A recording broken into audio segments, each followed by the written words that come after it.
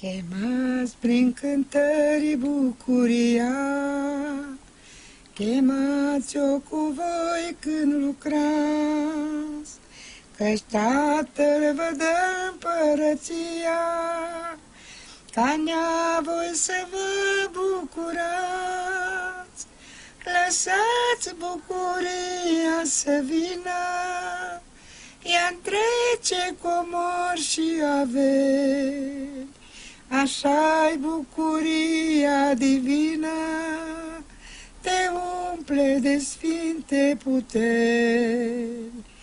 Lăsați bucuria să vină, ea întrece comori și averi. Așa-i bucuria divină, te umple de sfinte puteri.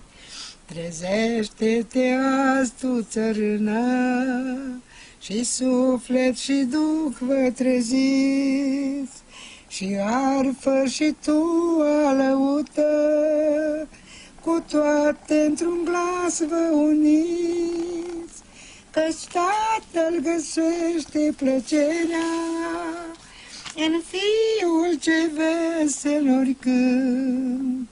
Ce greul și multa durere le duce pe umeri cântând, căci Tatăl găsește plăcerea în Fiul ce veselor cânt. Ce greul și multa durere le duce pe umeri cântând.